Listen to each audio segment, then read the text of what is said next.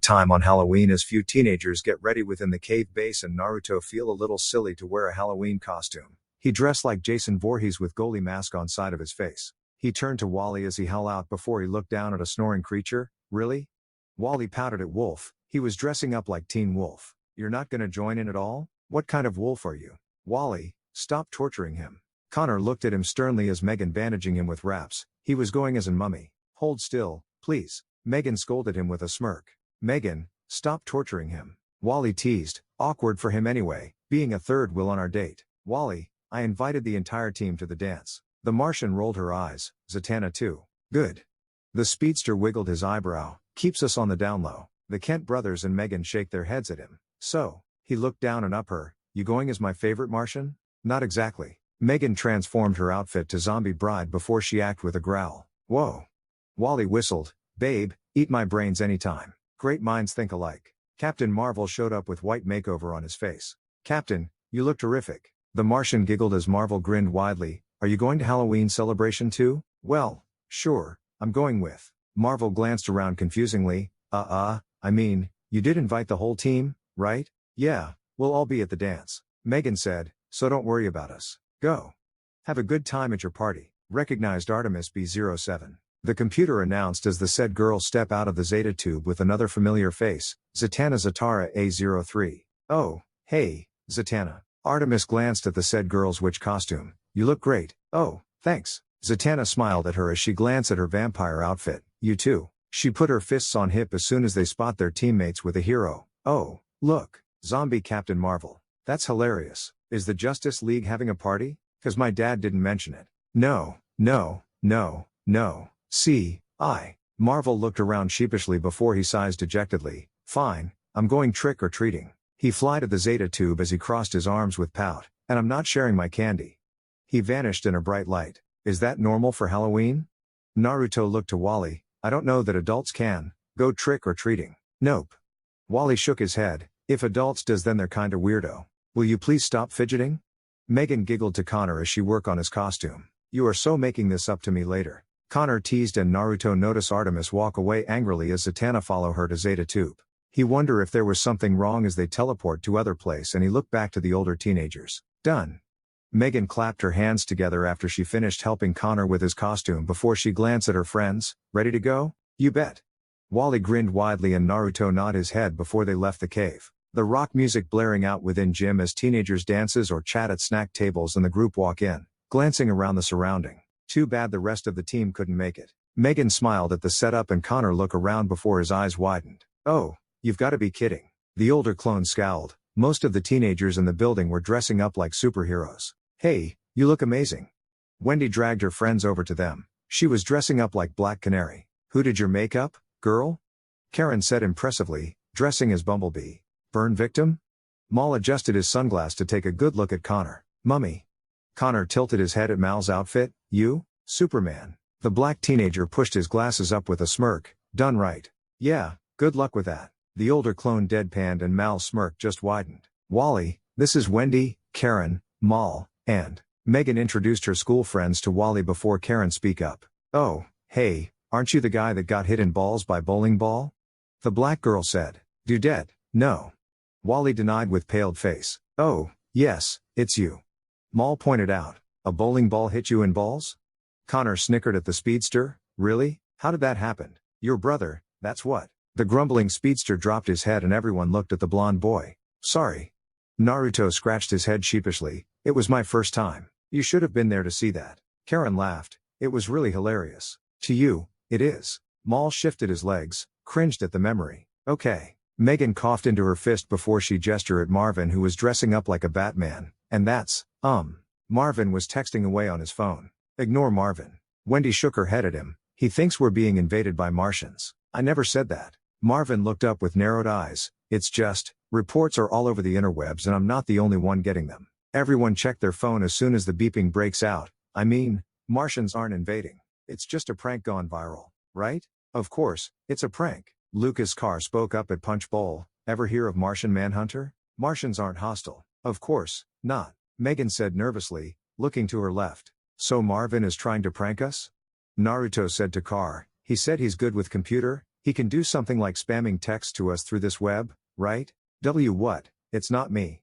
Marvin denied with a stutter. Could be. The chuckling teacher shrugs his shoulders. Teenagers tend to be pretty good with technology, so I won't put that past him. Now you mentioned it. Mal rubbed his chin. I checked internet for news when Marvin told me about it early, but there was nothing. Then all of a sudden, we got them just now. He looked at Marvin. It's kinda weird that you know about it before us. I looked up on different one. Marvin laughed nervously. And this news happened to come from? Karen raised her eyebrow at him amusedly. CNN? The teenager coughed. And Daily Planet. Nope, not seeing them here. Wendy checked the websites. Nothing about Martians, beside Manhunter and some crimes. She laughed at him. Let me guess, you thought up of a grand prank to pull off for the Halloween, right? Marvin scratched his head with shifty eyes before he groaned out as he looked at Naruto. Dude, you're welcome? The boy blinked confusingly. Remind me to let you on it next time. Marvin waved it off with a depressed sigh. Here goes his best prank of the Halloween, but he'll come up with better one. Just wait and see. Good thinking. Mal patted Naruto's back. I almost believed him until you pointed it out. So? Wally turned to Megan after Marvin's failed attempt at prank. Wanna dance? Sorry, I promised Connor first dance. Megan smiled and the speedster groaned softly as she went to dance with Connor. Do you want to join the fun? Wendy smiled at Naruto as she gestured at the dance floor. Oh, Naruto hid his blush from her as he fidgeted. I don't know how to dance. I never danced before. But I can. Wally popped in with wiggling eyebrows. It's okay. Wendy laughed before she glanced to the blonde boy. I'll teach you a little, it's really easy. Aw, dude. The speedster groans as the teenager girl lead Naruto to dance floor and he turned to Karen, only to see her dancing with Mal before he looked to Marvin. Don't ask me. Marvin raised his hands with sheepish smirk, but I know some singles. Point the way, Wally said quickly with a smile. Relax, you're doing good for first-timer. Wendy giggled as Naruto twisted his body around stiffly, trying his best not to step on her feet or anyone else's. Just follow my lead. She took Naruto's hands, not hearing a small squeak from him, and she swings them lightly in a flow. Go loose, be a little flexible as best as you can. They dance for a bit as she releases hands, to his disappointment, and he don't know why. There, you're getting hang of it. Thank you. Naruto replied shyly. By the way, I just noticed that your speech is getting improving. The cheerleader said, it feel like yesterday that you barely said a word. I have some help. He muttered. From your family, right? Wendy said, your brother did mention that you're adopted few months ago. Where did you come from again? Japan. Naruto lied, I'm mixed. Ah, I can tell. She nodded. I don't know any Asian with blue eyes and blonde hair until now. Yeah, me too, he said, and they kept dancing as she makes some small talk until Wally arrived with a grin. Hey, can I cut in? Wally said. He tried to cut in on Megan and Connor early, but Connor said no with a deadly glare. Well, if Naruto don't mind. Wendy looked to Naruto and he looked between them for a little while. It's okay, Naruto said. Thank. Wally stepped in before he give her a wiggling eyebrows. So tell me a bit about yourself. The blonde boy walk over to the table to get a punch drink, and he have a odd feeling within his body when he let Wally cut in, but he don't pay attention to it for now. He glance around. He feel overwhelmed in a large crowd and he don't want to bother his friends because they were enjoying the party. I wonder if Ace is around or not. He thought about his friend. They just hang out few days ago, but it was only for a little while before she went off and she don't tell him why. Maybe I'll find out in few days. They set up a meeting and oddly, Ace was the one that always set them up. Naruto shake it out of his head as he take a sip from his punch drink before Megan ask him for a dance after she secretly steal a kiss from Connor without anyone noticing. He enjoy his first party a little as he chat and dance with his friends for few hours before they went home, but not without treat or tricking for a little while. About 5 days later, Naruto walked toward the exit before Robin appeared at his side out of nowhere. Hey, where are you going? Robin asked. Do you know Batman want us to move some crates out of Bioship when they come back? Bro can take care of it. Naruto said, I'm just going out for, a walk with a friend. But don't you have a curfew on school night? The boy wonder smirked. After all, your mom set it up. She's my foster mom, not my real mom. The boy muttered, and she's not here anyway. I can go out whatever I want. Alright, but it's not like you to break the curfew until it's for missions and patrol. Robin shrugged before he nudged the Metamutant's shoulder with a smirk. Is it a girl? That's why you're breaking the rule, right? Yeah, my friend is a girl. Naruto replied innocently. What about it? The boy wonder just laughs at him for no reason. Of course it's always the girl. Good luck with your first date. He laughed. I can cover you for an hour, then after that, you're out of luck. Date? The blonde boy turned his head to him confusingly. It's not a date, we're just hanging out. Sure. Robin drawled with a chortle as he spins around on his heels, walking in opposite direction with a wave. Have fun with your not date. He's so weird. Naruto scratched his head confusingly, he can be so innocent sometime. Ace, the said girl looked up to see Naruto in Times Square as he walks over to her with a small wave. Did you wait long? No, I just got here. Ace replied flatly, let's go. She starts to walk, following by the blonde boy. Where are we going? He asked curiously, and like always, she doesn't give him any response. They walk for a bit near some stores and Naruto glance at some clothes behind a window before he nearly bump into Ace as soon as she suddenly stop in her track. What's up? Naruto looks ahead to see nothing but more stores. They disappeared. Ace turned to him. Who? The blonde boy glanced at his surrounding. It was almost empty since it's close to midnight. The adults, she replied. You don't see them vanish? No. Naruto paused before he takes a double take. Wait, what, really? Yes. Ace said. That's bad. He looked around to see that there was no adults in sight, just some confusing teenagers. Does that mean the adults at cave are gone too? He should go back and check in with the team. No, it's good thing, the girl said, catching Naruto's attention as she walked into a park. Why? Naruto asked her, how is that a good thing? Shouldn't you be worried about? Because I hate humans, Ace said coldly, the world would be better without them. Do you hate me too? The blonde boy asked her slowly and she pauses for a moment. No, you're different. She looked to him, you're only human I can tolerate. That's good, I don't want you to hate me. Naruto smiled wearily before he scratches his head. Why do you hate humans? Because they're evil. Ace sat down with a scowl as she wrapped her arms around her knees. They always lies and try to use me for their own personal agenda. They promise to help me, to make me better, but all they do is making me worse than before. They did things to me. She clenched her head as the blonde boy looked at her with concern. The things they made me do, the pain, it hurt. Humans are monsters and I want them all to die. I hate them, I hate them, I hate them all. Ace.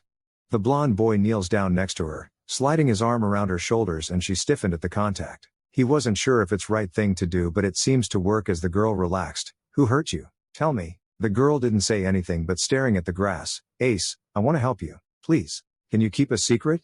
Ace whispered, you can't tell anyone. She turned her head to him with a soft hiss. No one. I promise I'll tell no one. Naruto nodded uneasily. They took me when I was little because I was born with a special ability. Ace explained, my ability allows me to alter people's perception and if I want to, I can drive some to insane. At first, they said they were going to help me, fixing me so I can control it. It start with studies and test, then they force a headband on me to dampen my power and make me controllable. Her arms tightened against her legs, they used me for interrogates, mostly torture, and then they start to experimenting on me for many years, either to make my ability powerful or to make more of me, until I escape with others. I'm sorry, he whispered, lost at words. Who were they? Cadmus. She replied softly. Cadmus?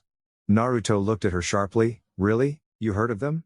Ace frowned. Yes, they were the one who created me. He nodded with a frown as the girl looked at him with a blink. I'm a clone but I don't know why they make me in first place. All I know is that I'm a metamutant. I don't know what they planning to do to me, because I was saved and taken in by a team with my brother. You're a clone and metamutant? Ace muttered, that's good thing. Really? Naruto asked puzzlingly. Yes, that mean you're not human. She looked away as she rested her head on his shoulder, and that's good because I like you. You're my only friend. I like you too. He said, what Cadmus did to you is wrong and someday, they will face the justice and pay for their crimes. I want you to know that not all humans are evil. Everyone is evil. Ace whispered, and there's nothing you can do to change my mind. Naruto didn't give her any response as they sit on ground for hours. Ace refused to move from this spot because she was exhausted and Naruto don't want to leave her alone. Even refused to check in with the cave because he know there's nothing he can do to help. He was right because by the time they move around, the adults mysteriously reappear everywhere. By the time he come back to the cave, Robin was first to meet him. Hey, Naruto, how was your date? It was fine and it's not a date. Naruto deadpanned, so, what happened with adults? Magic spell. Robin frowned. It split adults and kids up in two different worlds and it took us about few hours to figure out how to bring grown-ups back here, at a cost. What? The blonde boy turned to him. We had to use the helmet of fate so Zatanna took it and it almost keeps her for good but. The boy wonder sighed. Her dad took her place and now he's trapped with Naboo. I'm sorry. Naruto frowned. How's Zatanna? She's taking it pretty hard. She want to be left alone for now. Robin rubbed his neck and they just walked quietly because there was nothing to say after this news. Naruto would later find out that Zatanna is moving into the cave, due to the lack of guardian. 2 days later, Naruto was eating ice cream as he left the store and he wandered into a park to think. He was so confusing because he doesn't know why he kept thinking about Wendy or why it makes him feel so nervous and weird all the time. Am I sick? He frowned to himself, or is it my genes that breaking down? He wasn't sure if he was completed or not. He heard a bit about Spider-Man's clones and the fact that they have very short lifespan because they were imperfect. He sit down on a bench absent-mindedly and a deep sigh escape his lip before a voice at his right side speak out. You seem to be troubled. Naruto looked up to see a painter as he create a painting with a hum. Something on your mind? The blonde boy ate some of his ice cream. I'm not sure if it's something I can talk with a complete stranger. Ah, right. The painter nodded. Name's Olithros. You are? Naruto. He answered without thinking at first. And now we're not strangers. The painter laughed good-heartedly. So what's bothering you? I don't know. Naruto muttered. It's just, I'm kinda confusing because I keep thinking about someone. She make me feel weird. How weird? Olithros looked at him. Like what? Naruto scratched his head. She makes me feel nervous. My heart goes faster. And I have some tingling feeling somewhere inside me. I don't know why. Oh, you're in love. The painter chuckled, still focusing on his painting. Love?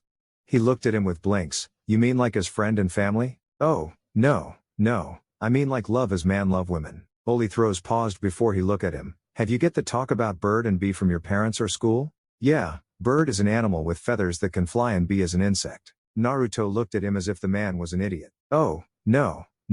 I mean different kind of bird and bee. You know, the bird and bee talk. Haven't your family tell you about The painter coughed roughly before he suddenly showed the painting to him with a clearing throat. What do you think of that painting? It was pretty poor made landscape. It's nice, Naruto said as Olithros grinned at that. The clone wasn't sure if it's good or not since it's his first time seeing a painting. But what do you mean by different kind of bird and bee? Damn it, the man hoped that he don't remember this part. That is something I can't tell you about. You have to ask your family about the talk. The paled man sweated out. Anyway, the reason why you act weird around this girl is because you like her more than a friend. More than a friend. The clone blinked slowly. Like my brother and his girlfriend? Yes, that's right. Olithros nodded before he take a glance at the sun. Oh, would you look at that? Time sure went by so fast when you try to create something. He pushed the painting into Naruto's hands. Here, take that. Why? Naruto cried out confusingly. It's a gift since you like it. The man stood up as he picked a bindle up with a grin. And beside, I have no need for the painting. He walked off with a wave. Enjoy. That was kinda weird. The clone looked at the painting before he think about his communication with Olithros. Naruto, where did you get this painting? Wally raised his eyebrow as the young clone show up in living room with a painting and several teammates share his reaction. A painter gave it to me at park. Naruto answered, placing it on the coffee table. Oh. The speedster shrugged. The clone might brought it. Connor, can I ask you something? The young clone asked his brother. What is it? Connor looked up, scratching Wolf's ears. When will I get a bird and bee talk? Naruto asked. Excuse me? The older clone's eyes widened in horror with the others. The bird and bee talk. The blonde boy repeated. The painter told me that I like someone and I have to get the talk to understand better. Oh, I think I have health checkup today. Wally quickly raced out. Okay, Batman, I'll come in. Robin talked to his glove, quickly strolled to the Zeta tube. It's a nice night for a little swim. Calder hurried out embarrassingly. I'm going to check on Zatanna. Artemis calmly walked to the corridor as fast as she can. Megan met her boyfriend's pleading eyes. I think I left the cookies burning in the oven. She quickly flew to the kitchen. Come back here. Connor stared at her back widened-eyed before he turned to Naruto, who was waiting for him to say something. Go ask Dinah. She's our foster mom. He know he'll get in trouble but he don't care because that is too much for him to take. But she's not here. Naruto replied. JJ just. The older clone stuttered before he ran out, to Naruto's confusion. What? The boy threw his hands up. Why does everyone kept acting weird when I asked about the bird and bee? Someone tell me. He never noticed that Batman walk in before he sharply pull a U-turn back calmly. Few days went by as the team was getting ready with a surprise party for Wally with red tornadoes and Flash's help, and they don't have to wait long enough when they hear the computer's voice at the Zeta tube area before they quickly get in their place, turning the light off. Recognize, Kid Flash. B03, whoa. Wally walked out toward the kitchen with a smirk. I just made it. Be a tragedy if I missed my own surprise. Everyone clapped for the birthday boy. What? The young speedster grinned with his hands up. Oh, you guys, you shouldn't have. Right, not like you've been hinting for days or anything. Robin rolled his eyes with a chuckle. We made 2 cakes. Megan guided Wally to the table as Flash put birthday hat on his sidekick's head. Awesome. Wally looked up to his team. What will you guys eat? We'll split the cupcake. The Martian giggled, make a wish. Way ahead of you. The speedster winked flirty before he blew the candles out. Happy birthday. Several teenagers clapped. You know, if I tell you my wish, it won't come true, but if you guess. Wally glanced at the Martian before she holed slice of cake out to him. Nope. Guess again. Artemis frowned before Megan kissed his forehead and the arrowette smirk at his disappointed reaction. Everyone received their slices before they chat to each other about different topics. And then I asked Dinah about it, but she freak out for no reason and tell me to wait until I'm older. Naruto told Flash, and the red speedster tried his best to keep his snicker in after hearing the bird and bee story. I still don't know why everyone acts weird. Why, you'll find out why when you get a little older. Flash snickered, then he just laughs out loud as the boy raises his eyebrow at him weirdly. The young clone glances around before he notices Artemis whispers something into Wally's ear, and the young speedster seems to be upset with something. Naruto wondered what the arrowette just told him about, but his curiosity was short-lived when they hear the announcement. Attention, team. Batman's voice spoke. Suit up. Polar stealth. Mission briefing in 5. After a quick change, the team gather in front of the large monitor where Batman is waiting for them, and one of them noticed something. Where's Flash? Wally asked. Flash and Red Tornado already have their assignments. Batman said, a massive ice storm has paralyzed North America from coast to coast. Satellite imagery has detected 5 flying ice fortresses, source unknown, which seem to be responsible and must be stopped. Can't the watchtower blow them out of the sky or something? Kid Flash asked. What's a watchtower? Zatanna whispered to Naruto. The League's orbiting headquarters is not weaponized, and with both Green Lanterns off-world, I need all hands on deck. Batman sighed as he aimed his bat glare at Kid Flash. Does that mean what I think it means? Robin grinned widely. The League and the team fighting side by side? Whoa. Wally gasped excitingly. Really? Superboy, use the supercycle to rendezvous with the Batplane at Ice Fortress I. The Dark Knight ordered. You'll drop Robin and Aqualad, then continue on with Wolf to meet up with Black Canary and Red Tornado in Ice Fortress 2. Miss Martian, Artemis, and Zatanna, take the bioship and rendezvous with Green Arrow and Martian Manhunter at Ice Fortress 3. Rookie, you also will go with them and drop off halfway on their way, rendezvous with Wonder Woman, Aquaman and Elongated Man at Ice Fortress V. Other Leaguers will deal with Fortress 4. Sending all coordinates now. Batman?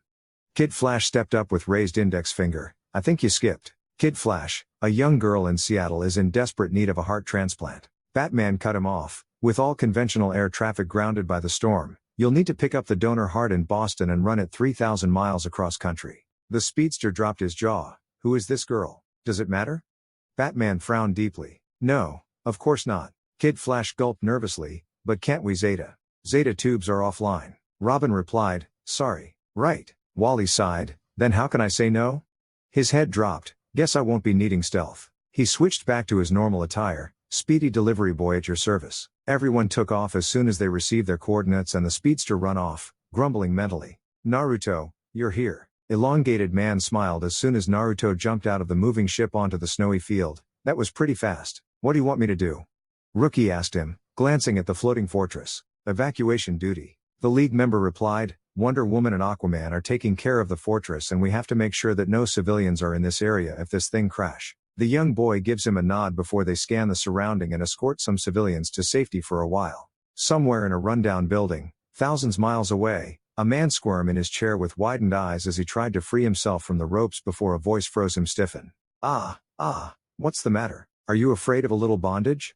A index finger run across his jawline. Usually, I would have some little fun before pleasure, but not this time, because. The man squealed out with a whimper as the cutter's tip poke his groin. I want some answers. Tell me, where's my baby and why did you all lie to us that it was unsuccessful? I don't know anything.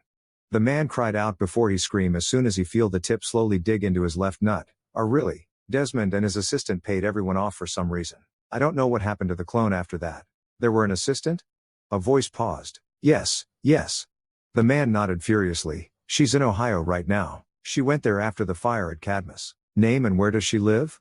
The cutter pressured upon his sack and the man just blabbed everything out with a wail. After a few hours, Rookie regrouped with Elongated Man after they clear the area, and the young clone can see some smokes coming out from the fortress, due to League's works.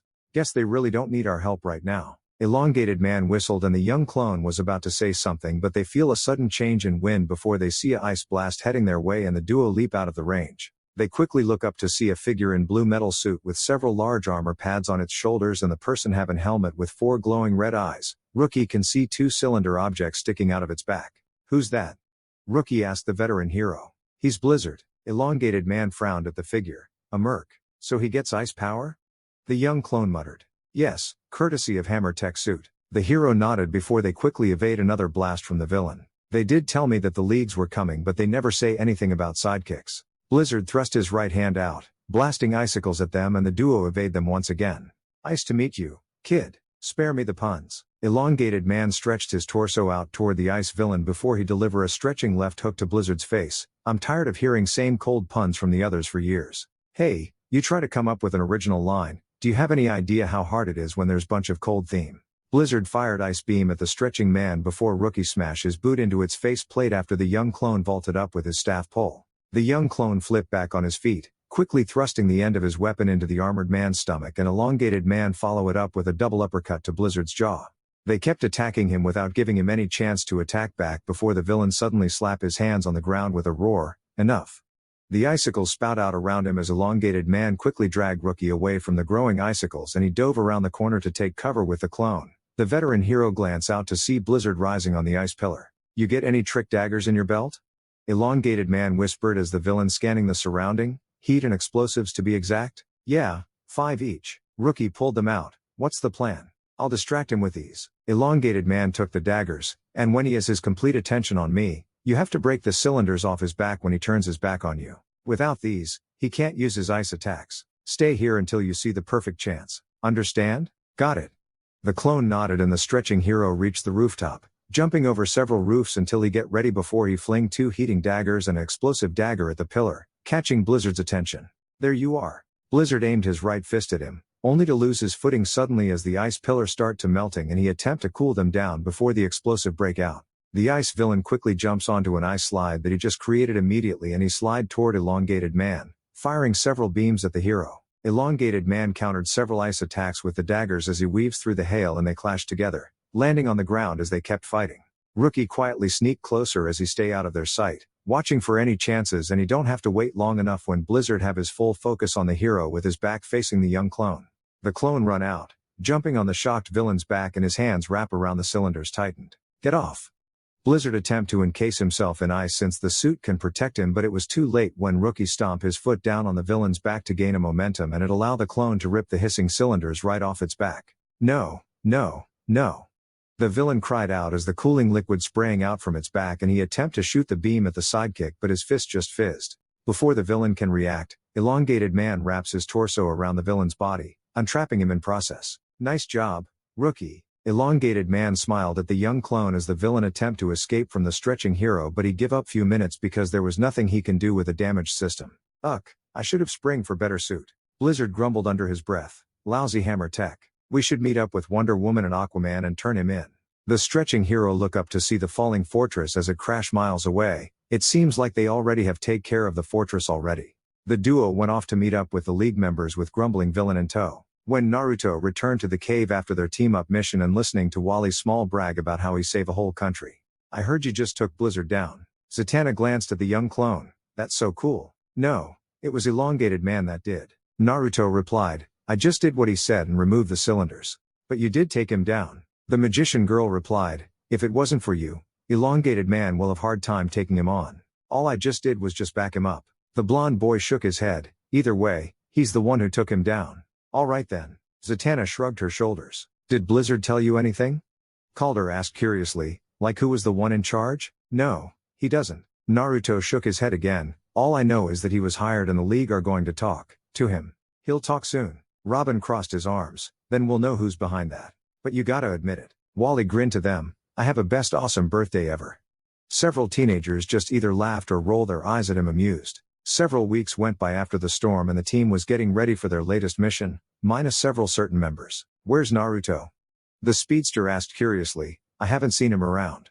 Batman loaned him out to another team. Robin replied. Which one? Wally asked. The same one as before?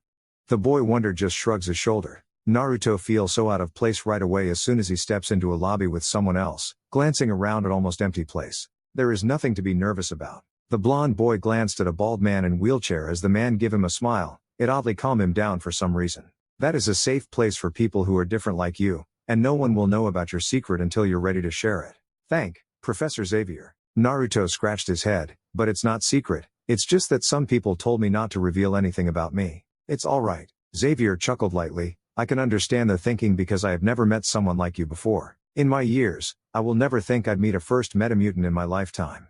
But your school is for metahumans and mutants. The metamutant looked at him. You would think there are some metamutant couples. The professor nodded with a hum, but their children always have one gene instead of both, mostly mutant, and we still don't know why because there is so much that we don't know or understand about in this universe. It is just how it is. Oh.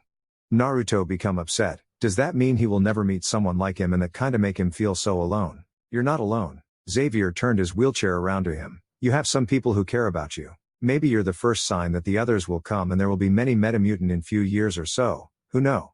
Yeah, you're right. The blonde boy scratched his head again. Have that happened before with meta and mutant? Yes, there was first case then many followed after that. Xavier led him around in the mansion as several children ran by them. In fact, metahumans didn't exist until 14 years ago. Wait, really? Naruto blinked rapidly. Yes, really. Professor nodded. I still remember this day when I saw this breaking news about the discovery of the meta gene. He was about to say more but a group of college-age people come into his view. Ah, just the people I was looking for. Professor, good morning. A redhead smiled at him before she noticed Naruto. Oh, a new student? Good morning, Jean. Xavier replied with a smile, and no, he's just here for a visit and to learn a little about few things, mostly to work with different teams. Oh, that's the one you said that going to shadow us for a bit? Jean turned to Naruto with a blink. Hello, it's nice to meet you, Naruto. I'm Jean and that are. She gestured at each young adults, Scott, Kurt, Aurora, Pyotr, and Warren. Everyone give him their own greeting. I was hoping that you guys would be kind enough to give him a little tour around this place then take him to Danger Room for a light training. The professor said. Yes, Professor, we'll do that. Scott nodded before the group lead Naruto around and the professor rolled into the kitchen, where a man was taking a sip from a beer bottle. Logan, do you know there are some kids still around, right? Xavier said. And I care because? Logan drank the beer uncaringly before he set it down. By the way, this pipsqueak you just show around, he kinda smell familiar. Well, that's not surprise, considering that he's a clone. The professor hummed. A clone? The drunkard groaned. Oh, fuck. It better not be. No, he's not yours. Xavier chuckled. You have your hands filled with Laura. He paused. Where's she? Outside. Logan jabbed his thumb at the window, being antisocial like always. The professor peeks out to see a very young girl sulking under a large tree. So? Logan took another sip. Tell me about this pipsqueak. So you're the X-Men? Naruto looked at Kurt. He almost freaked out when the German suddenly dropped his disguise and teleport behind him for laughter. Oh, yes. Kurt grinned. We have been around for a little while but not long enough like Avengers, Justice League, F4 and few others. Our missions usually involve with mutants and metahumans, mostly mutants. What kind of mission? The clone asked curiously. Things like recruit some unfortunate people, who have no one to turn, to our school, and to prevent some attacks on mutant kind and humanity. Aurora answered. I see. Naruto figure it must be a specialty team like his team and he wonder if this team have helped several teams out or not. We did help few teams few times. Jean replied with a smile as the boy blinked at her. Sorry, I accidentally read your mind. Sometime I can't control it. It's okay, one of my friends can read mine too. He said and the redhead was about to say something. I'm going to turn the danger room on at level 1. Scott's voice cut her off. Naruto, follow the team's lead and you'll be fine. Naruto was curious why they call this room a danger room and his answer will be received after few levels. To this day, he wonders how the hell did they make everything so real enough to get hurt by a freaking giant hologram? Fucking Sentinel. Naruto mumbled to himself as he stumbled into the hallway after his little training with the X-Men and he hears a familiar voice behind him. Naruto, that you? The said boy turns his head over to see Bobby with a teenager girl. Bobby? The metamutant blinked before he remembers a tidbit. Oh, right, you went to the school. Dude, you don't tell me you were gonna visit. Bobby grabbed the yelping boy in a headlock with a chuckle, giving him a light noggin. It has been a while. Yeah, it has been. Naruto managed to free himself from the Iceman's arm as he brushed his hair. About 1 or 2 months, right? The older blonde shrugged his shoulders. So what bring you here? The ice mutant asked curiously with his hands on hip. Is it just a social visit or one of these team training things? The latter with X-Men. I'm here for few days. The young boy replied. Batman's idea? Bobby scratched his chin. He wondered if it was a way to help the clone getting connect with his kind and to help him understanding what he is. Yeah, it's always his. Naruto nodded. After all, he's the leader. Ah. The Iceman nodded few times before he hear a clearing throat as they glance at the teenager girl with crossed eyes and raised eyebrow. Oh, sorry. He gestured at her with his arms. Naruto, meet my girlfriend, Kitty. His arms shifted to the young clone. Kitty, Naruto. He stayed with Avengers for few days for training. Nice to meet you. Kitty waved with a smile. Likewise. Naruto rubbed his neck. We're about to gonna eat with some friends, you should come with us. Bobby suddenly dragged the yelping clone as Kitty follows them with a small giggle. I'll introduce you to some guys. It didn't take them long enough to reach a table outside with few teenagers and a young girl eating their lunch before one of them noticed the trio. Bobby, Kitty. A Vietnamese girl waved to them before she noticed the young blonde. Who's that? That is Naruto. He's just visiting us for a few days. The ice mutant gestured at him before he shifted his hand to the group. Naruto, let me introduce you to some friends of mine. That is Shen, Samuel, Danielle, Roberto, and Ronnie. Hi, Naruto. Shen, the Vietnamese girl, said with a smile. Sup. Samuel raised his hand and Ronnie just nodded to him mutely, due to her mouth filled with foods. Hello, it's nice to meet you. Roberto smiled politely. Hey. Danielle waved slightly. So are you visiting here to see if you want to attend the school? Samuel asked. Naruto scratched his head nervously as he muttered quietly. No, I'm not here for school. He's shy, Bobby said after noticing a couple raised eyebrows. He's just here to learn some ropes from couple teams, something to do with his secret team. Secret team? Shen turned to him with a blink, like Black Ops and spying? Cool. Ronnie swallowed her food. I bet you won't tell us anything about it because it's top secret, right? Yeah, I can't. The blonde boy nodded. So if you're here, does that mean you're mutant or metahuman? Roberto glanced at the blonde boy as he slowly nods again. Which one? Does it matter? Danielle said to him. Just curious. The Brazilian shrugged his shoulders before he turned back to the blonde boy. You don't have to answer it if you don't wanna. I'm not sure if it's something I can share. Naruto scratched his head unsurely. It's alright, that is a safe place for metahumans and mutants. Roberto waved it off in the group chats with each other or try to getting know Naruto, despite his shyness. Naruto take a bite from his sandwich before a glimpse of something catch his attention as he turned his head to see nothing but a tree and Ronnie get his attention with a question. Behind a tree, Laura was hanging on a branch with a scowl as she watched some groups doing their own business before Logan appear under the tree. Come down, Laura, we're going to the danger room. Logan grunted and his young grumbling clone obeyed him, following her father inside. The clones didn't know that there were another clone the whole time during Naruto's stay. Neither they would meet because she was just a loner and he was always dragged around by either X-Men or Bobby and his friends. Naruto feel like the time have went by so fast and he can't believe it's the first week of December already. His team has been gathering together in front of Red Arrow and several league members for an announcement before a mechanized voice speak out. Recognize Artemis B07. The said girl appeared through the Zeta tube. Artemis. Green Arrow smiled, just in time. Look who's agreed to join the team. He gestured to Red Arrow with a tilt of his head. Finally. Wally grinned. Sure. Artemis scowled with hands on her hip. Teams needed a real archer. That earns widened blinking eyes from the speedster. Okay, people, listen up.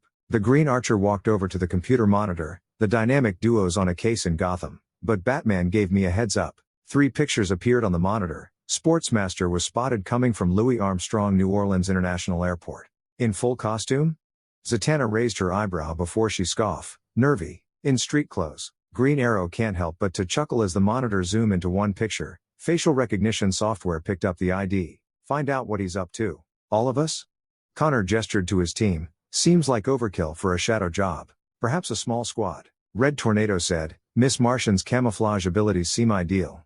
Thought the sidekicks. The teenagers narrowed their eyes at Green Arrow before he held his hands up as some smirked at him. Sorry, ex-sidekicks, could suit up on this. Aqualad, Kid Flash, Red Arrow. Good. The older clone crossed his arms with a snort. Stakeouts make me crazy. We could use the night off. Megan smiled. I want in. Artemis suddenly spoke out. With Mgon and Robin out, no one's logged more hours piloting the bioship. Artemis, are you sure? Green Arrow asked seriously. Absolutely. The Arrowette frowned. Very well, gear up in 5. The Green Archer nodded before the squad head to the bioship in the Bay Area. The teenagers that stay behind take a little walk through the cave. No offense, guys, but even my boredom is bored, Zatanna said as soon as they walk up to Red Tornado, who was doing something with a hologram computer. Maybe a night off wasn't the best idea. Connor rubbed his head with a sigh. Red Tornado. The said hero turned to them. You got any good stakeouts for us? I do not. Red Tornado fully turned his body to them. You must amuse yourselves. As soon as he finished his sentence, He flew upward to the opening in the ceiling before the hatch close. That's Tornado's apartment, right? The magician girl asked, staring at the ceiling. It is. But Tornado doesn't eat or sleep or change clothes or, well, anything. So? Connor corked his eyebrow to her. So? Zatanna turned her head to them. What does he do up there? Robot stuff? Naruto muttered with a blink, and the teenagers just trade glance with each other, wondering what the red android do in his free time before Zatanna give them a smirk. Adatival. She flew up to the hatch with Megan. To Siri Nepo. Bark if Tornado comes back, Connor said to Wolf as he put something on his arm without Naruto noticing, and he grabbed his little brother, taking a mighty leap into the hatch. As soon as they entered the apartment, the first thing they saw was a Christmas tree with few presents and few holiday symbols like Kwanzaa candles and menorah candles before they take a look around in the apartment, filled with technologies until they discover something. Is that what I think it is? Zatanna asked nervously as she stared at a covered body under red blanket with others, and they trade looks again before Connor pulled the blanket off with a yank to reveal a nude male human. They almost cry out in shock before they notice metallic parts on few body parts. So is Red building a friend, or what? The wind suddenly blow their way from behind as the light turn on and they look behind to see Red Tornado. Perhaps you should ask Red, Megan muttered. Wolf. Connor grumbled. But you know Red Tornado was already in here, right? Naruto said to the group. After all, we just come in right after he went inside. Shut up, the older clone whispered under his breath. Now he feel like an idiot for not thinking ahead, and he wasn't aware that the girls also share his thoughts. Red Tornado placed his arms behind his back with a stern staring before the older clone jam his thumb at the humanoid android. All right, what's with the new bot? I am a robot. Red Tornado walked over to the bed. This is an android. He will serve as my alter ego, John Smith, and allow me to download my consciousness so that I may walk along humans, interact and learn. I think it's a wonderful idea. Megan smiled with clasped hands. Your approval is appreciated, but your presence is uninvited. The red android turned to the group. Is this a sign of disrespect? Curiosity. The Martian smiled nervously. Boredom. Connor grunted. They made me. Naruto pointed at them, receiving a light nudge from his brother. You know, he's cute. Zatanna glanced at the human, but if the goal's human interaction, Avigme snap. She snapped her fingers and the blanket transformed into a red pant, covering the human android's lower body in process. He really needed pants. The robot just looks at her. Let me be clear, Calder said after his squad returned from their shadow job as the team and Red Tornado gathered together in control room. We failed. Though the Injustice League is in custody, their allies still scheme. And we have learned nothing of their plans. Gee, I wonder why. Red Arrow sneered with crossed arms, aiming it to Artemis. Hey!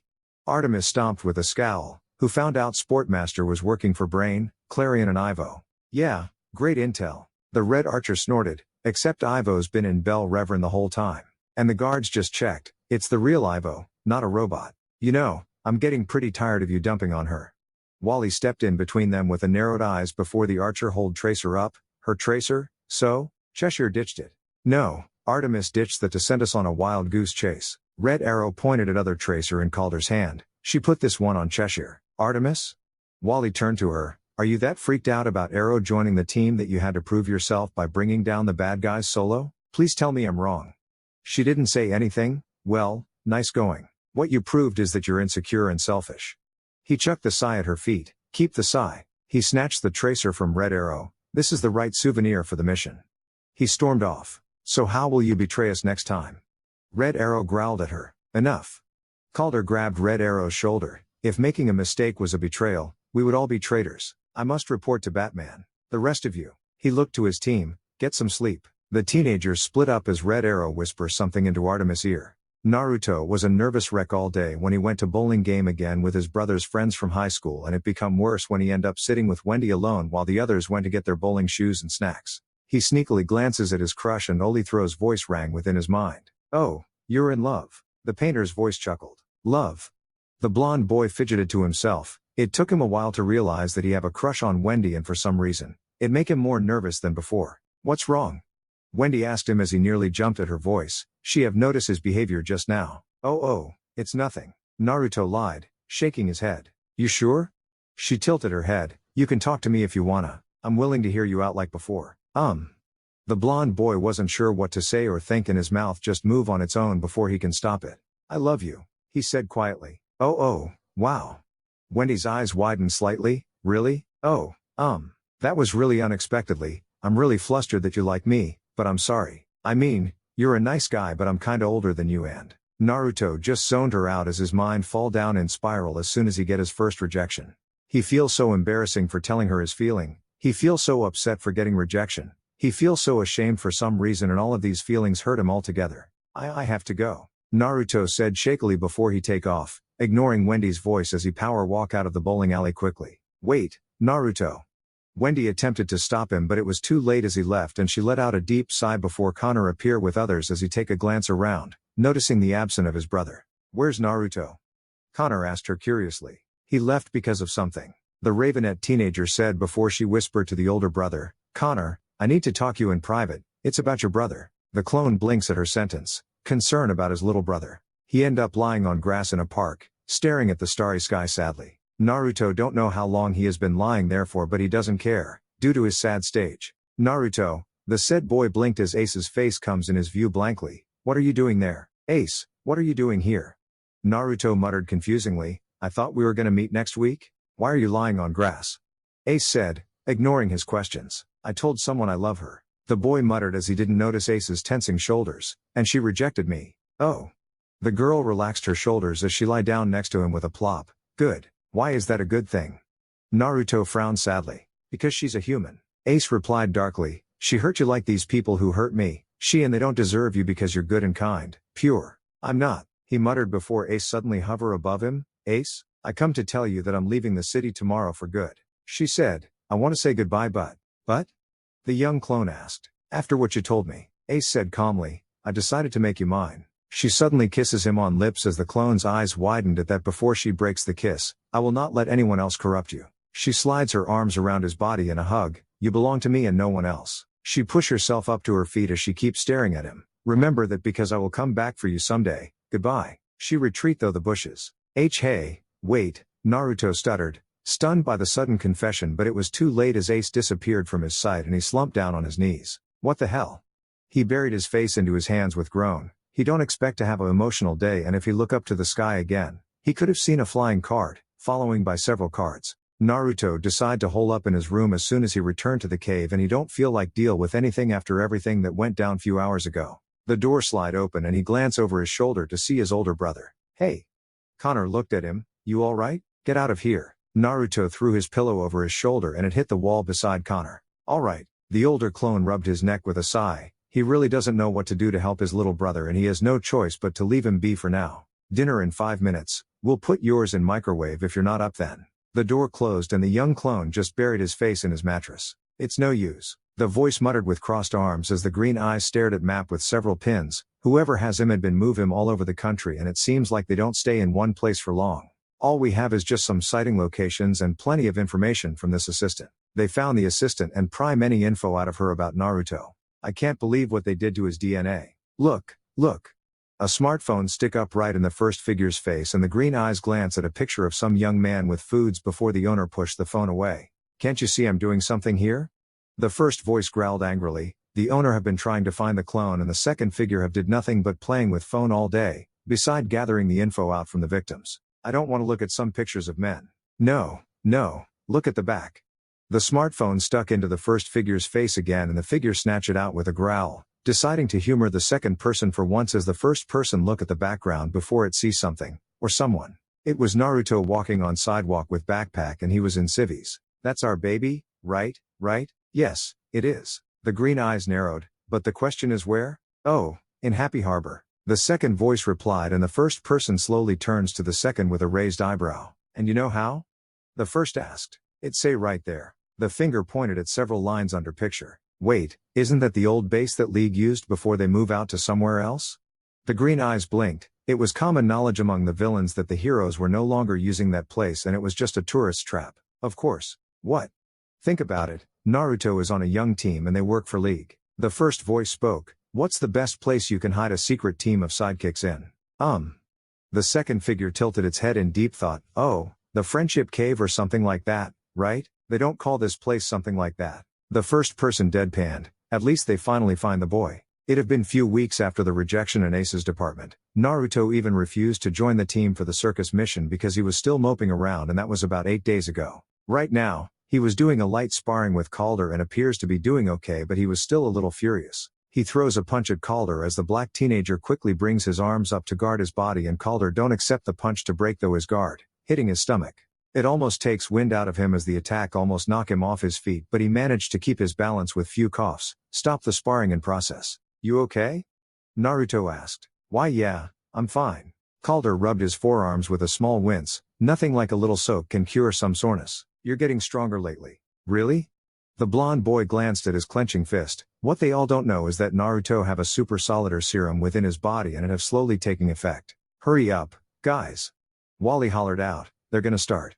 The clone and Calder quickly move into the control room with the team, plus Rocket who have recently joined the team, as the news pop up on monitor. The Justice League was formed for 2 reasons. Superman sat at the podium in front of the Hall of Justice with League's members and new presses. First, as an acknowledgement that no single individual no matter how powerful can solve all the world's problems alone. And second, to uphold the values of truth, liberty and justice. That last one's even in the name. The presses laughed as Superman gestured to 5 new members. These 5 heroes have sworn to uphold those values. You are watching live coverage of the Justice League's induction of its 5 newest members. Cat spoke to the camera. Looks like the entire league has shown up to welcome the new blood. Everyone from Batman to Captain Marvel. I'm glad they didn't kick Billy out. Wally grinned. They recently found out that Captain Marvel was really a 10-year-old boy during the 2-World event. And I love the fact that there's a 10-year-old on the league. There is? Rocket raised her eyebrow and Robin hit Wally's stomach hard. Way to keep a secret, genius. Robin scowled. Hey, she's on the team now, right? Wally grunted. Superman is now handing out official league membership cards, starting with Dr. Fate, the Atom, Plastic Man, and Icon. The superhero handed the cards out to each members. You know, I was the one who convinced Icon to become a hero in the first place. The black teenager girl threw her hand up with mutter. I should be outside celebrating with him, not hidden away in here. Welcome to our world. Calder smirked. Well, I suppose there's an upside, too. Rocket batted her eyelashes at the black teenager. Finally, Green Arrow welcomes his former protege Speedy, now known as Red Arrow, to this roster of heroes. The Green Archer shook hands with Red Archer on the monitor. Way to go, Roy. Wally pumped his fist up in air. At last, he has his wish. The black teenager boy smiled. The first of us to make it. Robin grinned. No one will call him a sidekick anymore. Wait. Rocket turned to them. Since when is being a sidekick a bad thing? You sidekicks were my inspiration. Well, see, 6 months ago it. The boy wonder bobs his head before his watch beep out and he quickly check it. So, there you have it. Cat smiled. The world's officially a safer place. Several heroes took off into the sky while some enter the building, ignoring some questions from the reporters while the rest just stick around to answer some questions. Guys, we gotta go now. Robin suddenly race out of the control room and the team look at each other confused before they follow him out. Hey, are you sure it's her? Artemis stuttered as the bioship flew over the Smoky Mountains. I mean, are you absolutely positive? See for yourself. Robin brings several pictures up on monitor. This is the security footage from the Ashfield Regional Airport. Facial recognition confirms that's Jade Wynn. But you've seen her without her mask. What do you think? It's Jade. Artemis sighed heavily. Cheshire. Agreed. Aqualad nodded before his eyes fixtured a case in Jade's hand. But focus on what she carries. Is that the case you saw in New Orleans? The one that got away? Yes.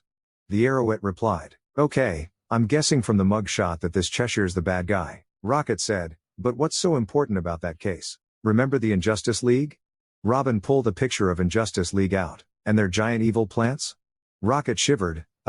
Yeah, the team and the League put them in prison but their allies still scheme. Aqualad explained, and whatever is in that containment case seems important to their plans. We had a chance to grab it in New Orleans but someone screwed up.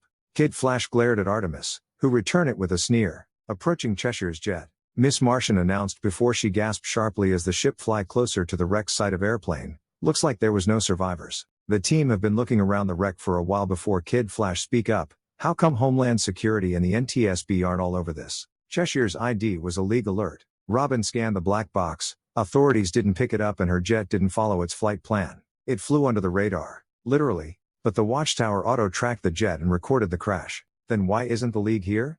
Rocket asked. Because our boy Wonder has some mighty hacking skills and arranged to get the alert first. Zatanna glanced at the smirking boy Wonder. And because Cheshire and that case represent our unfinished business, Aqualad pointed out. Where are the bodies?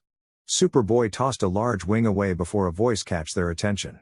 Here's one. Cheshire stood over them with cocking hip, and it is stunning. I am Flora, not Fauna. Riddler twirled his cane with several henchmen on other side of the valley with a smirk. I am foliage, not trees. What am I? He snapped his fingers and Tesla poles rise from the ground, surrounding the team as they form a force barrier. Hey, come on, you can get this. I am shrubbery, not grass. What am I? Ambush. Robin frowned. Didn't you think we'd be tipped you were on Cheshire's trail? The Riddler gloated. We're tired of your interference, kiddies. That is the end game. Ordered from above and executed by their master strategist. Moi.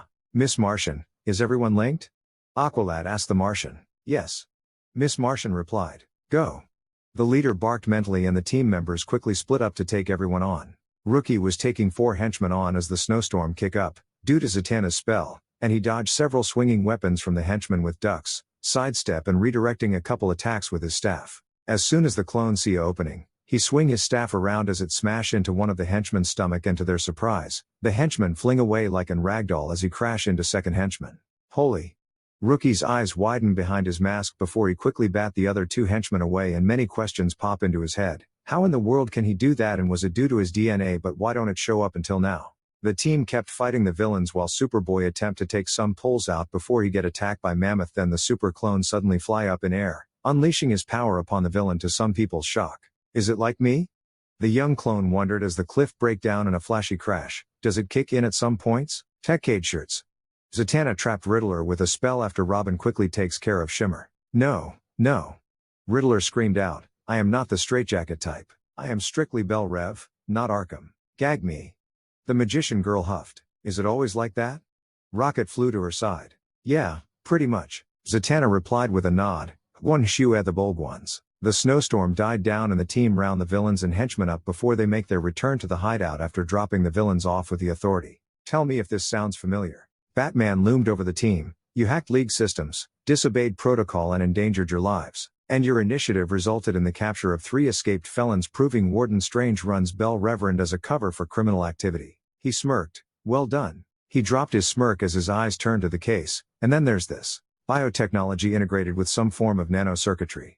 Though I am unfamiliar with this species, the bio component is clearly not of Earth. Icon brings a glowing red piece up to his eyes before he put it back in. We'll take it to the Watchtower for further study. Batman closed the case before he went into the Zeta Tube with the others as Rocket congratulate Icon for joining the League and the Black Hero entered the Zeta Tube with Dinah. You realize we were set up? Robin turned to his team. Yes, Calder agreed. Cheshire and Riddler were tipped and ready for us. Not the mole thing again. Artemis groaned annoyingly. Mole thing? Rocket approached them, again? We had intel that there was a traitor on the team. Wally explained. Mainly Artemis, Mgon, Naruto or me. Connor scowled. Wait, what?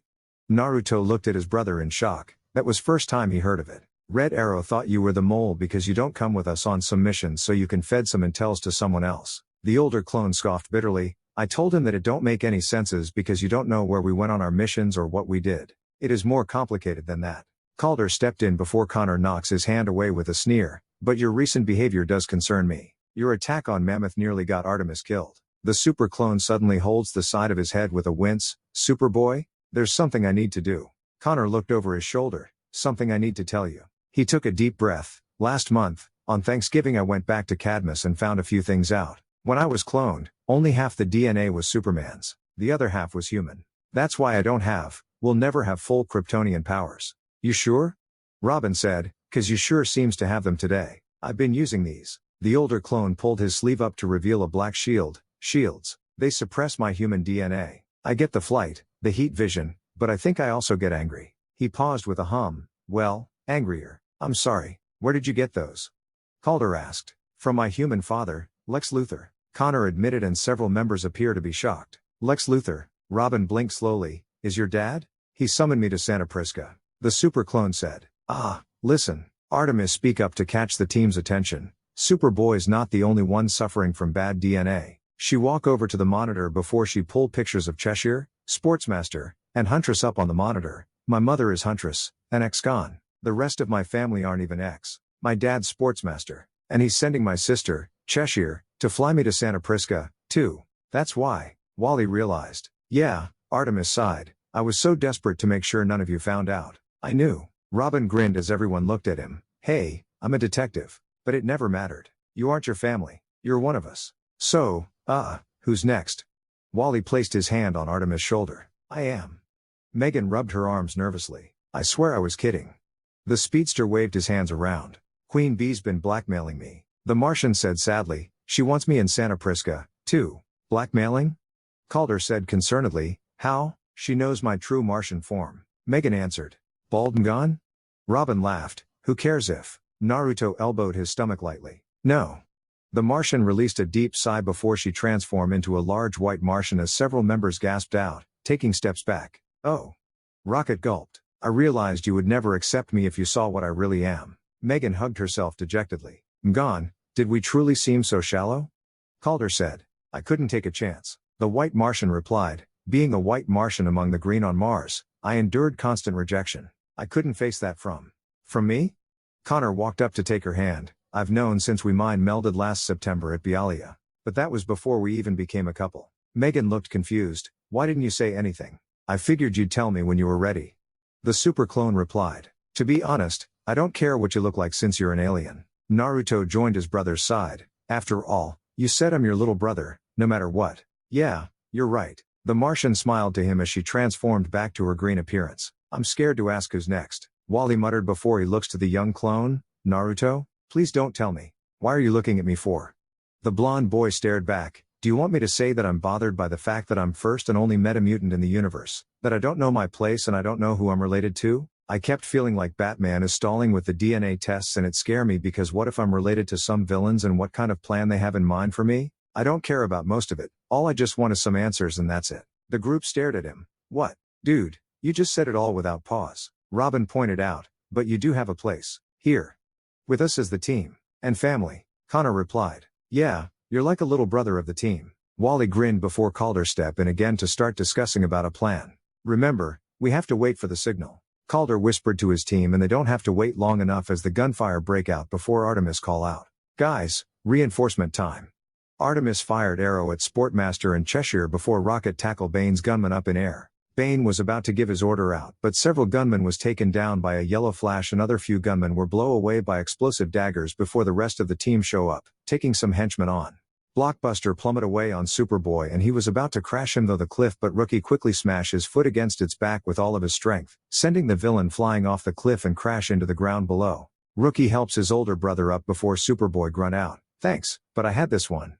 PFFT, yeah, right. Rookie snorted before they see the helicopter fly away as Rocket attempt to stop it but the missiles from the copter kept her at bay as it escaped.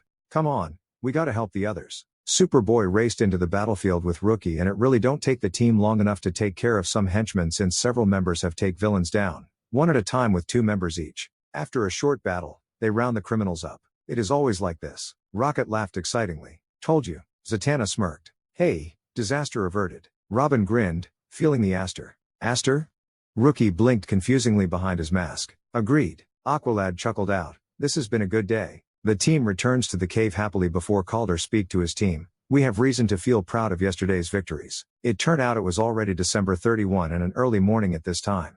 But one thing has not changed. Somehow the bad guys are still getting inside intel about us. Robin nodded. Yeah, but at least we know none of us are the mole. Wally grinned to Artemis. You think they're gonna kiss?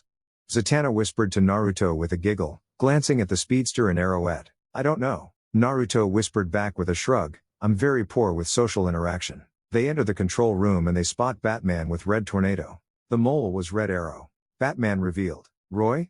Robin gasped with everyone. No way. Wally denied. Batman, that cannot be. Calder turned to Batman. He was Green Arrow's protege. We have all known him for years. Unfortunately, the Roy Harper we have known for the last 3 years is another Project Cadmus clone. Red Tornado gestured to the monitor. We've learned the real Speedy was abducted and replaced immediately after becoming Green Arrow's sidekick.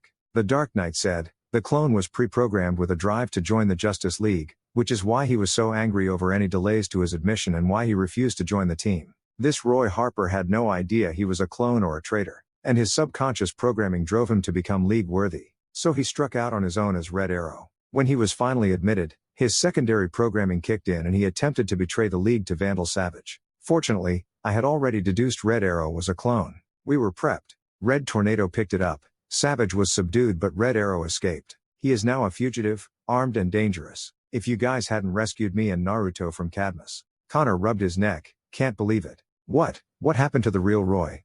Robin stammered. We don't know. Batman answered. He isn't at Cadmus. We have to face the possibility that the real Roy Harper is dead. The original members looked down upset. The clone Roy, the team will find him. Calder offered. Negative. Batman rejected. Red Arrow's a member of the Justice League now. Leave him to us. He received something in his earpiece. I'm needed on the watchtower. Tornado, stay with the kids. Clone or no clone, Red Arrow was one of us. Calder thought to his team, though the mind link as Batman vanished into the Zeta tube, we will go after him. Red Tornado reaches out to Aqualad before he suddenly shut down without any warning. Tornado. Wally checked him as the team gather around the robot. What happened to him?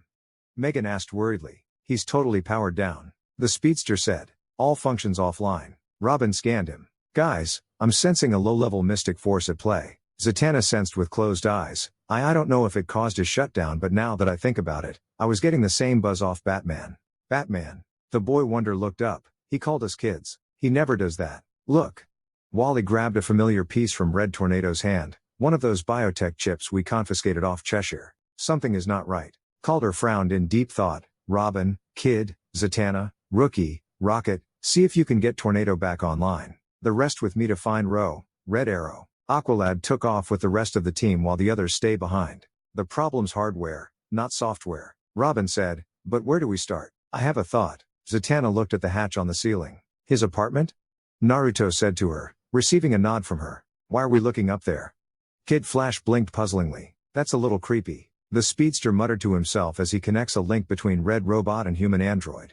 Download in progress. Robin typed into the hologram computer. So Tornado built this android to party. Rocket stared at the human android. Not how he'd put it, but yeah, more or less. Zatanna chuckled lightly. Recognized, Black Canary, 1 to 3. The said women appeared in control room via Zeta tube. Hey, guys. Dinah strolled in. I wanted to check in, see how you're handling the. She narrowed her eyes at the sight. What are you doing to Red? It's not how it looks. Robin said. It looks like you're downloading his consciousness into a new body. The blonde woman said, and the teenagers look at the monitor to see completed download.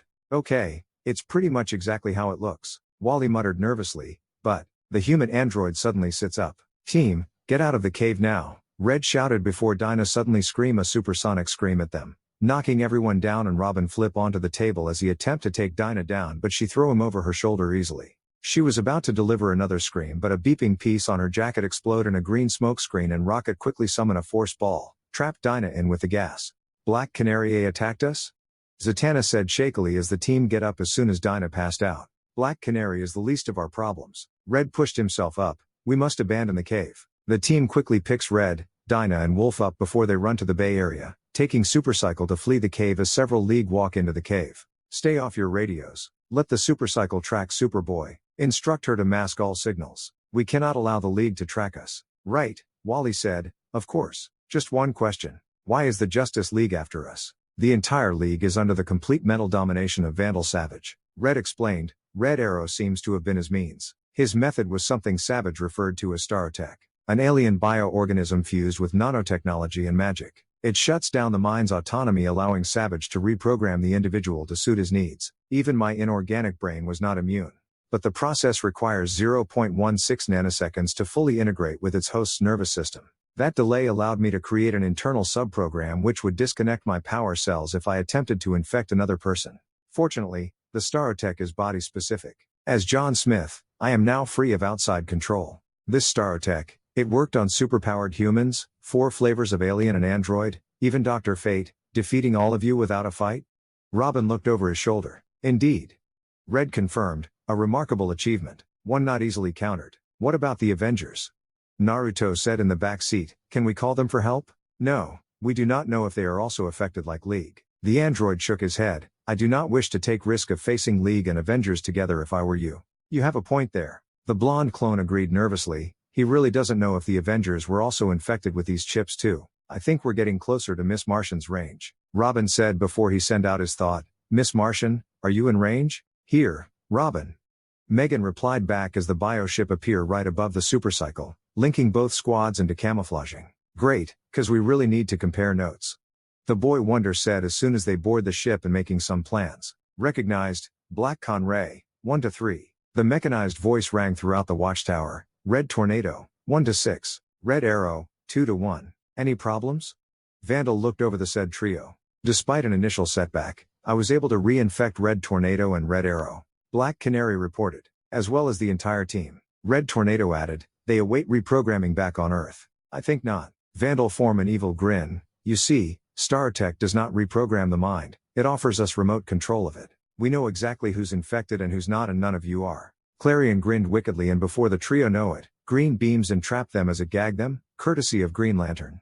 But that is easily rectified. Vandal smirked at struggling trio. 50,000 years of life and nothing ever troubled me as much as the founding of the Justice League and Avengers. Dedicated to maintaining society's calcified status quo, they would protect mankind from disaster, crime, tragedy of any kind. He planted the chip on Dinah's neck. Had you never heard of the survival of the fittest? In essence, you heroes ought to protect humanity from its own glorious evolution.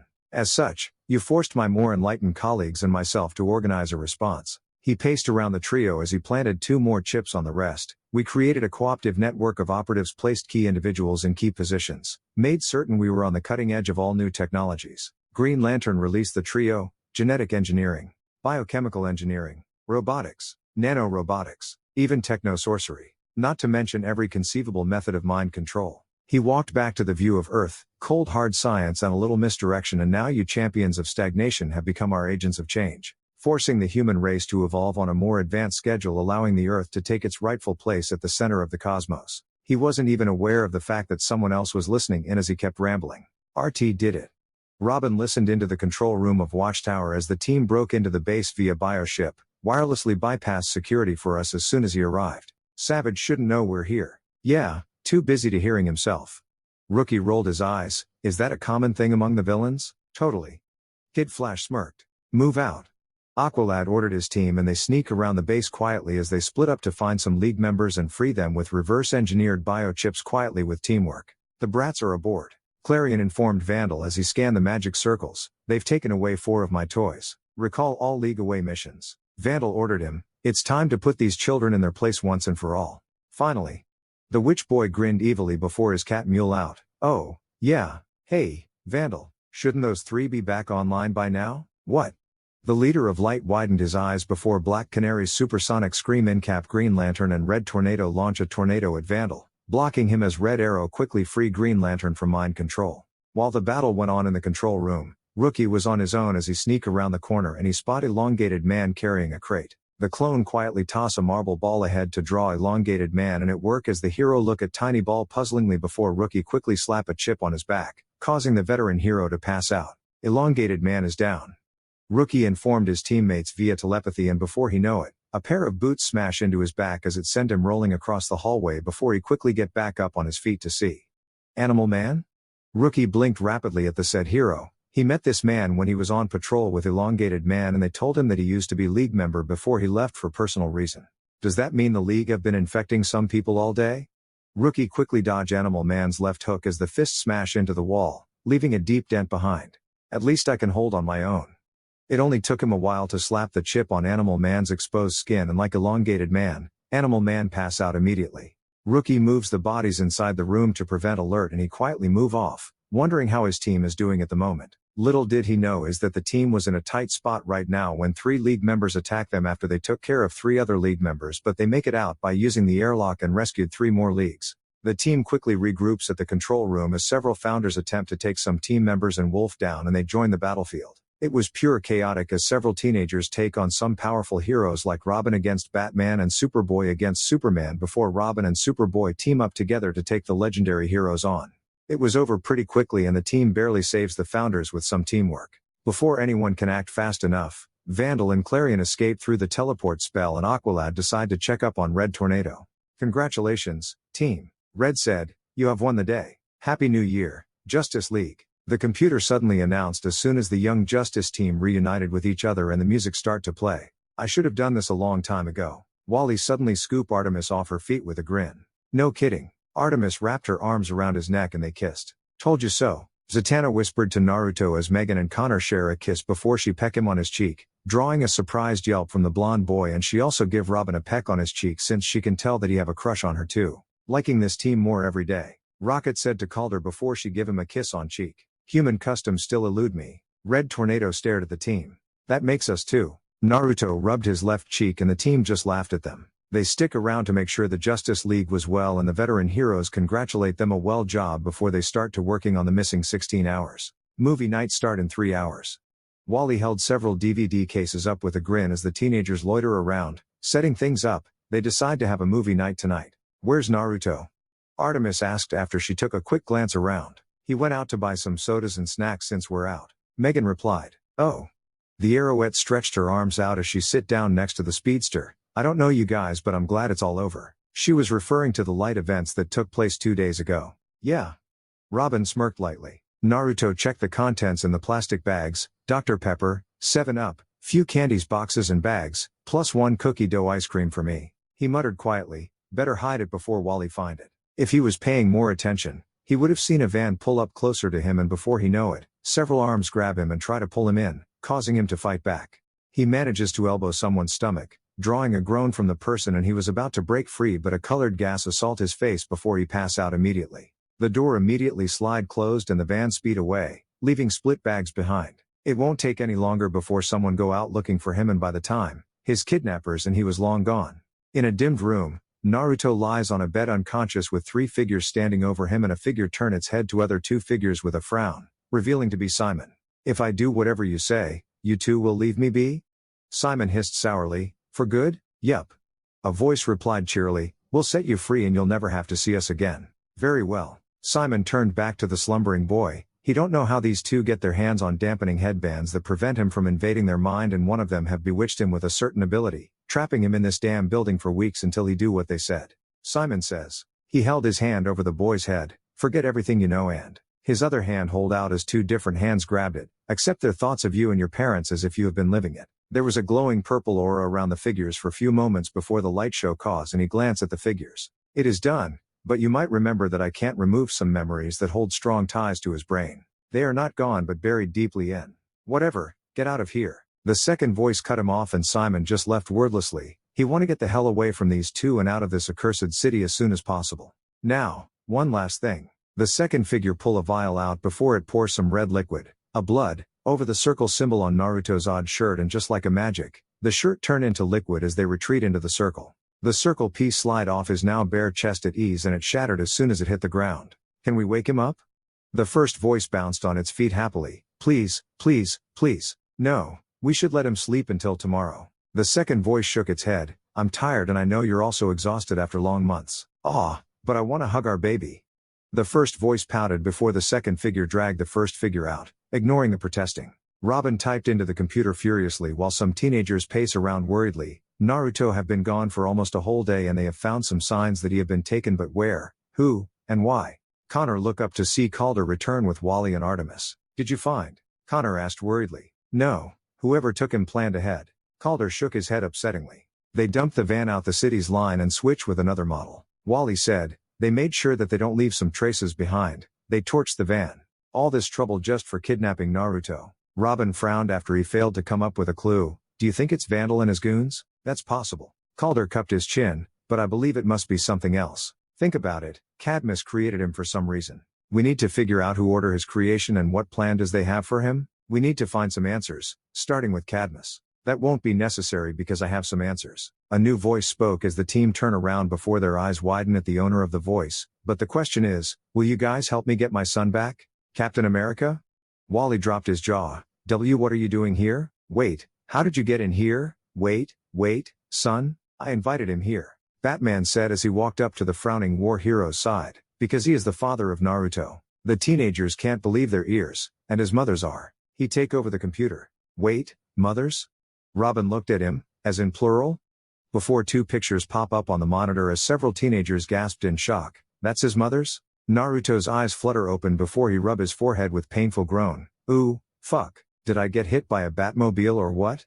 He paused as he smells something before he brings his uncovered hand to his nose for a bit. Ooh. He holds his hands away from his face. Did I stick my hands in cesspool? What the hell did happen last night? He swing his legs over the bed before he stand up with another groan, and he look around in a modest yet old bedroom with his own bathroom, filled with what you can expect from a young teenager's room, but there were some oddities like weapons for example. Better take a shower. Naruto don't pay mind to the weapons as he enters his bathroom. After a quick wash and make sure that there's no remaining of this foul smell, Naruto exit his room and he walked down the old stairs before he walked into kitchen. Morning. A voice spoke and the boy turned his head to a face. Usually anyone would freak out at that, but it seems like he was used to seeing this face. Morning, Mom. Naruto yawned before he winced, releasing a groan from his lip. What's wrong? The woman looked up from her newspaper. I dunno, I have a headache. The blonde boy rubbed his forehead. I don't remember what happened last night. Did Mama do something to me again? Nope, not this time. Another voice laughed and Naruto's eyes shift from the first woman to other woman as she makes sunny up eggs. You did have a wild night out and Batty knocked your light out, but thankful, we got you back before he take you in. Ah, I see. Naruto hummed deeply. Aw, did my baby get amnesia? The second woman suddenly hugged him. Wanna me kiss it better? Mama, I'm not a kid. He squirmed in her hug embarrassingly. Let me go. Nope, I just got you and I'm not going to let you go. The woman nuzzled her face into his hair happily. Mom, Naruto cried out to the first woman. Harley, let him go. The woman said to her amused. Aw, Red, 5 more minutes. Harley pouted at Poison Ivy before Naruto managed to free himself. Geez, you act like I've been away for a long time. Naruto looked at Harley exhaustedly. You were. Harley whined. Harley, Ivy gave her a stern look and the Harlequin holds her hands up sheepishly as the boy shake his head at her. Do we have any water left? Naruto asked them. Here, take mine. Ivy holds a bottle out. Haven't opened it yet. Thank. Naruto reach out. Oh, Sug, put the gloves on. Harley said out of blue. Ha, why? The boy said as his hand touched Ivy's fingers and he feel a little tingle before something happened. The plants in the kitchen suddenly grow larger, twisting around as if they have become sentient. Mom, what's wrong? He turned to Ivy worriedly. These plants appear to be out of control as they destroy things. It's not me. Ivy quickly grabbed his hands. It's you. Take a deep breath. And me? Naruto cried. How? Deep breath.